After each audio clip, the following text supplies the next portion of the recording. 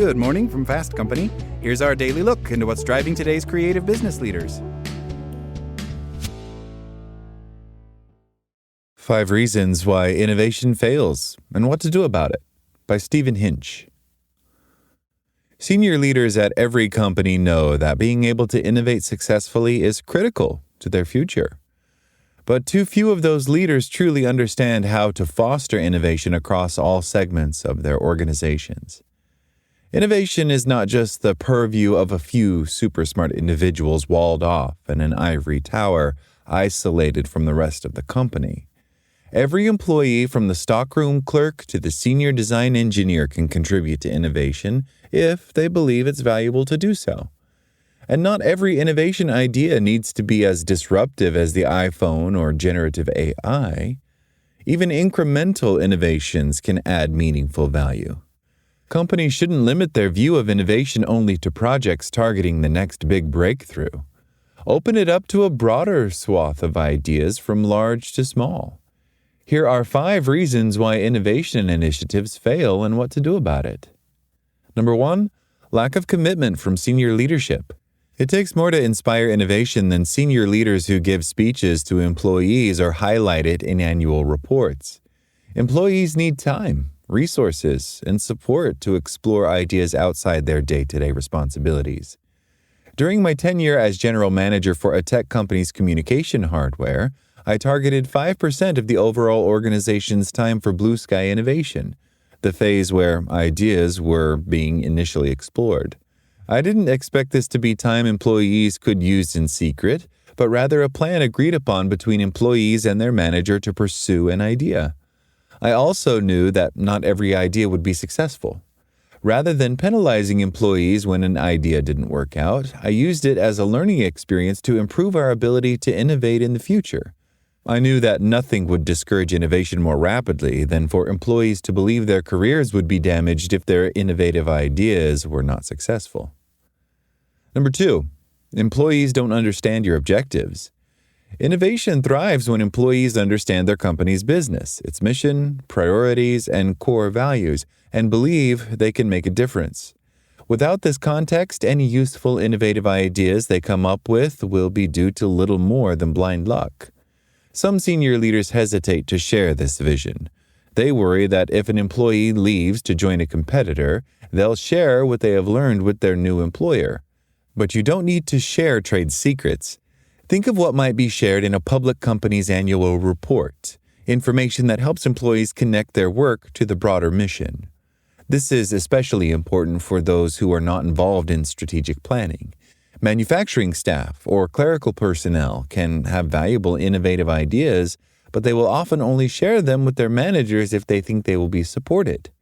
For example, an assembly line worker might have ideas for how to improve the manufacturing process in ways the engineers supporting that same line don't have. A manager whose response is, "You just worry about building the product and let us worry about innovation," is killing innovation, just as surely as the senior executive who never supports it in the first place. Number 3, innovation is not built into the company's plan. Although this can be a problem at any company, it is especially prevalent in large multinational corporations, the result of something I call the curse of the corporate business model. Investors expect the company to deliver continual, predictable growth and profits. Investing in new, untried ideas that take many months or years to produce results does not align with the need to deliver predictable results. Many managers in the corporate world are reluctant to take on this risk, especially since corporate culture often penalizes failure more than it rewards innovation. This doesn't mean large companies can't be innovative. It just means innovation has to be built into the plan. Even if specific innovation projects are not yet defined at the time of the company's annual budgeting process, a commitment to innovation must still be built into the plan. How much? It depends on the industry. For a company in a well-established mainstream market, adding 10% to the business's R&D budget for innovation projects should not draw undue attention from investors. For companies in newly emerging or high-growth markets, investors may even expect the number to be much higher. Number 4, innovators don't understand actual market needs. Some people say that innovation should not be done in isolation, away from the influence of customers. They point to Henry Ford's alleged quote, "If I had asked customers what they wanted, they would have said a faster horse." But that misses the point. Innovation will only be successful if it fills a true customer need. Customers can tell you their problem, but don't expect them to tell you the solution. A faster horse does not describe the customer's problem. It's only one idea for a solution. Instead of taking suggestions at face value, the innovator's job is to get past that to understand the true problem. If Ford had probed more deeply, he may have heard that the speed of the horse was fine when it was moving, but it had to stop to rest every few miles. And a horse needed food and water every day, even when the customer wasn't going anywhere.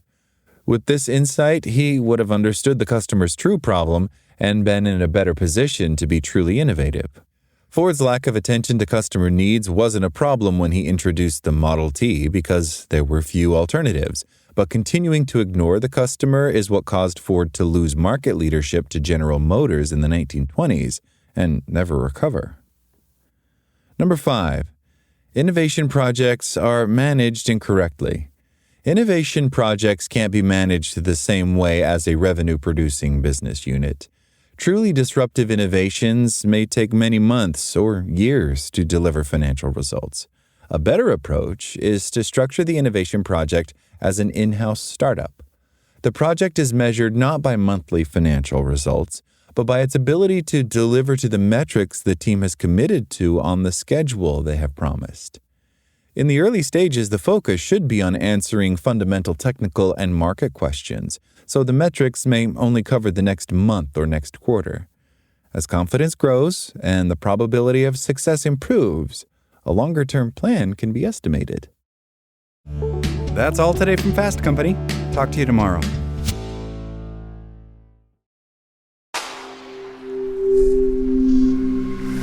Spoken Layer.